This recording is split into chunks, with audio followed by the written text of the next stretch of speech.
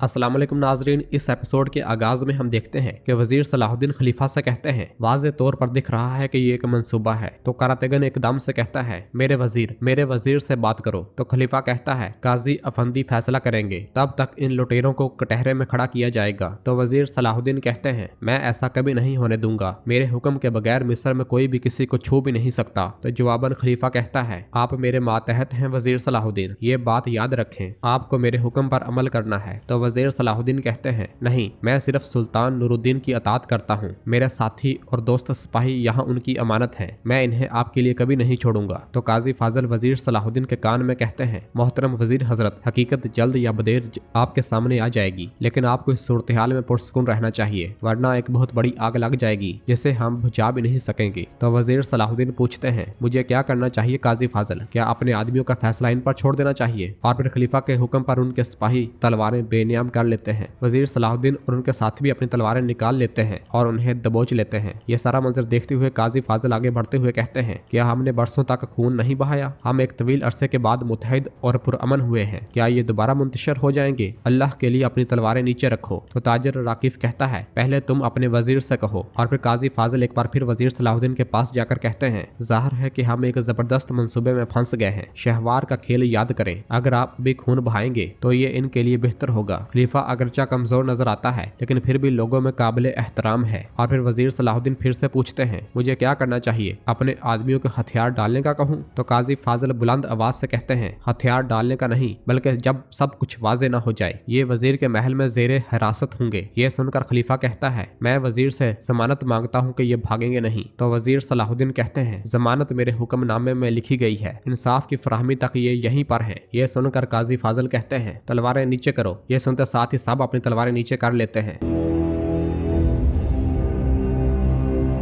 दूसरी जानब शाम में हम देखते हैं कि मार्कोस के साथ बालन जंगी महल से बाहर आता है और आगे बढ़ते हुए कहता है, मार्कोस, ये कागज एबलन की नजात है, अब हम महफूज तरीके से कुदस वापस जा सकते हैं। तो मार्कोस पूछता है, मेरे कौंत, क्या आपको यकीन है बादशाह इमालिक बहुत तहश में होगा? तो जवाबन बालन कहता है, वो खुद ही इसका सबब बना है, अगर वो मेरा साथ देता तो ऐसा कुछ ना होता। अगर बादशाह अब एबलन तक पहुंचता है तो वो सुल्तान नूरुद्दीन को अपने खिलाफ पाएगा। ये कहते साथ ही बालन मुस्कुरा देता है। दूसरी जानब कुदस में चातलियन बादशाह इमालिक से कहता है, इज्जत माब ऐसा ही है, बालन जो दुश्मन के लिए काम कर रहा था एक हकीकी गद्दार के तौर पर मर गया, वो और उसके ख्वाब दोनों जलकर राख हो गए हैं। तो इमालिक कहता है, बगावत और दुश्मन की खिदमत का नतीजा यही है, बालन बहुत पहले ही मौत का मुस्तहिक था। और फिर सबीला गमगीन होते हुए कहती है, आपने उसे ऐसा करने पर मजबूर किया बाबा, अगर आप उसे उसका हक दे देते तो वो आपका वफादार होता। तो जवाबन इमालिक कहता है, उसकी वफादारी का इम्तिहान लिया गया और वो नाकाम हो गया। और फिर लाडगा कहता है, तुम बहुत एहसास हो शहजादी, बदकिस्मती के साथ बालन अपनी मौत का सबब खुद बना है। तो सबीला गुस्से से कहती है,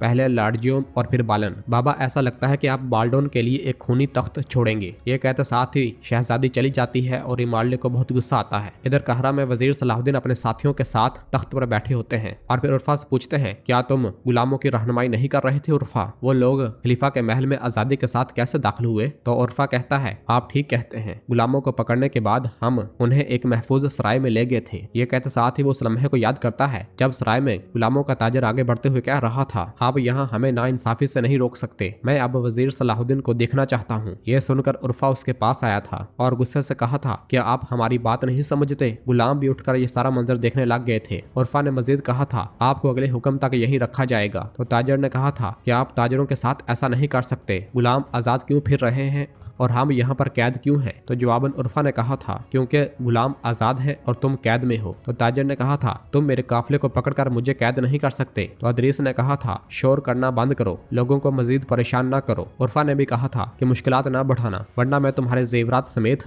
तुम्हें काट डालूंगा। ये कहते साथ ही उर्फा और अदरीस चले गए थे और ताजर ने दो गुलामों की जानब देखते हुए इशारा किया था, जो कि यही गुलाम थे जो कि खलीफा के महल से पकड़े गए थे। और फिर इस ख्याल के बाद वजीर सलाहुद्दीन कहते हैं, अगर इलियास ताजर वापस आ गया है तो इसका मतलब है ये एक खेल है, वो ये गड़ा खोल सकता है काजी फाजल, उससे फौरन पूछगछ होनी चाहिए। तो करातेगन गुस्से से कहता है, हाँ मैं उस इलियास की जबान काट डालूंगा। तो वजीर सलाहुद्दीन कहते हैं, अगर तुम ना भागते तो शायद सबको खामोश करवा दिया जाता। तो करातेगन कहता है, मुझे क्या करना चाहिए था मेरे वजीर? मैं खजानची और तहसीलदार करातेगन वहाँ पर चोरी के इल्जाम में था, मेरे खिलाफ मंसूबा बनाया गया, मैं और क्या कर सकता था? तो वजीर सलाहुद्दीन कहते हैं, तुम्हें हमारा इंतजार करना चाहिए था। तो काजी फाजल कहते हैं, जो जो हो गया वो हो गया, अब हम इस पर तवज्जो मरकूज करेंगे कि इसे ठीक कैसे किया जाए। और फिर एथरस पूछते हैं हमारा क्या बनेगा मोहतरम वजीर। तो वजीर सलाहुद्दीन कहते हैं आपको मुनज़्ज़म तरीके से ज़ंदान में रखा जाएगा। कारातेगन कहता है क्या ज़ंदान में? हम सब वहीं थे, क्या हम नहीं थे? वो मालून जौहर वहाँ पर आया, हमें बुलाया और कहा जाओ और खजाना ले आओ। और वजीर हजरत आपने भी यही कहा था, क्या आपने खजाने को महल में मुंतकिल करने का हुक्म नहीं दिया था? तो फिर मुझे क्या करना चाहिए था? मैंने सबको इकट्ठा किया और वहाँ चला गया। तो वजीर सलाहुद्दीन कहते हैं मुझे तुम्हारी बेगुनाही पर कोई शक नहीं है, लेकिन तुम्हारी गफलत यहाँ पर आश्कार हो गई है। खलीफा के महल में जाने से पहले तुम्हें मुझसे मशवरा करना चाहिए था और तुम्हारे भागने ने चीजों को मुश्किल बना दिया है। अब इनके मंसूबे को बेनकाब करने के लिए हमें खास तरीके पर अमल करना होगा, बसूरते दीगर वो इसका बहाना बनाकर दीगर फितनों का सबब बनेंगे। और फिर कारातेगन कहता है उन्होंने मेरे खिलाफ खेल खेला है, उन्होंने मुझ पर बुहतान लगाया है, मैं बर्दाश्त न कर सका और भाग गया। मैं उस लानती जौहर के मंसूबे में कैसे फंस गया। तो वजीर सलाहुद्दीन कहते हैं फिक्र न करो, तुम्हारी बेगुनाही जल्द साबित हो जाएगी और तुम काम करते रहोगे। तो जवाबन कारातेगन कहता है मैं जब तक उस जौहर का गला न घोंट दूं मुझे सुकून नहीं मिलेगा। और फिर वजीर सलाहुद्दीन के इशारे पर वो सब चले जाते हैं। उधर खलीफा ताजर और राकीफ से कहता है राकीफ आपकी वापसी ने मुझे ताकत बख्शी है, आपके बगैर ये कुछ भी ना होता। तो राकीफ कहता है हम आपके परों तले हैं मोहतरम खलीफा हजरत, मिस्र और आपके एहसानात का मुझ पर बहुत बड़ा कर्ज था। तो खलीफा कहता है आपके तावन से सलाहुद्दीन को बर्बाद और बर्खास्त करने का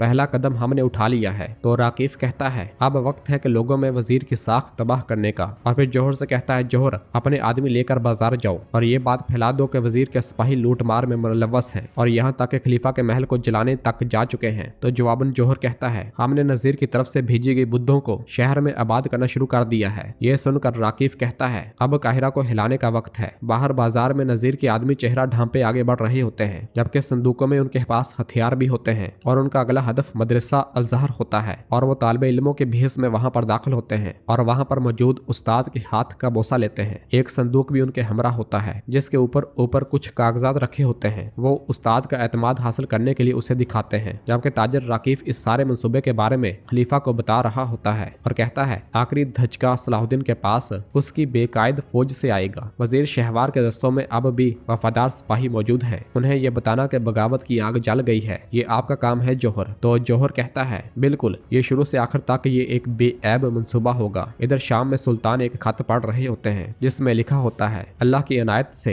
मिस्र में आपकी फतह जो आपने हासिल की है उसने इस्लामी सरजमीन की खुशहाली में इजाफा किया है और उम्मत के दिल को सुकून बख्शा है। सुल्तान नूरुद्दीन मिस्र में अभी तक हमारे कानों ने हमारे नाम का खुतबा नहीं सुना। मिस्र में तैनात वजीर सलाहुद्दीन की बैत अहले सुन्नत से है या फातिमी खिलाफत से, इस मामले में आपके वजीर का मौक़िफ़ आपका वाज़े बयान उम्मत के इत्तेहाद के लिए जरूरी है। खत पढ़ने के बाद सुल्तान कहते हैं मोहतरम खलीफा वजीर सलाहुद्दीन की बैत के बारे में पूछ रहे हैं। तो उमर मुल्ला कहते हैं अब्बासी खलीफा को बैत की तोक़ो करने का पूरा हक हासिल है। तो सुल्तान कहते हैं नज़्म व ज़ब्त को बरकरार रखने और जंगी ताकत को मजबूत बनाने के लिए जरूरी है कि अब्बासी खलीफा का नाम खुतबे में लिया जाए। ये सुनकर मियादौद खुश होते हुए कहता है सुल्तान आपका हुक्म मिस्र पहुंच जाएगा, तमाम आलमे इस्लाम को मुबारक हो।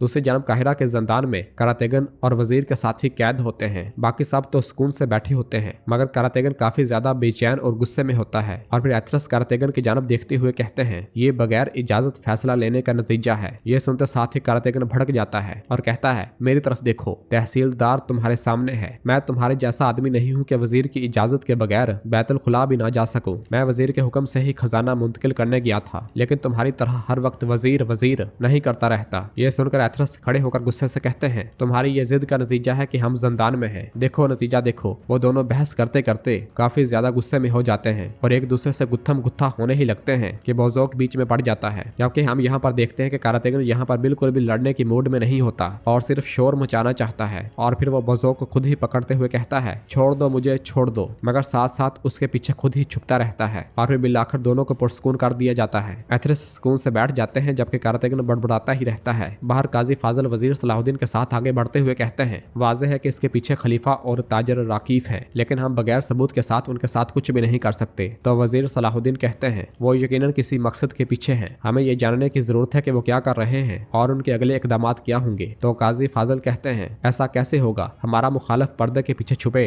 दो स्याह साए पर मुश्तमिल है, बिल्कुल साए के खेल की तरह। तो वजीर सलाहुद्दीन कहते हैं हम पर्दा हटाएंगे तो असल मुजरम सामने आएंगे। तो काजी फाजल पूछते हैं क्या ताजर अलियास भी उनमें से एक है। तो वजीर सलाहुद्दीन कहते हैं हम देखेंगे, हम देखेंगे। तो नाज़रीन इसके साथ ही एपिसोड भी खत्म करते हैं। मिलते हैं बहुत जल्द अगली एपिसोड के साथ। वीडियो को लाइक कर दें और जिन दोस्तों ने अभी तक चैनल सब्सक्राइब नहीं किया वो जल्दी से चैनल सब्सक्राइब कर दे और बेल आइकन यानी घंटी वाले निशान को भी प्रेस कर दे ताकि आने वाले एपिसोड्स आपको आसानी मिल सके। दुआओं में याद रखें। अल्लाह हाफिज।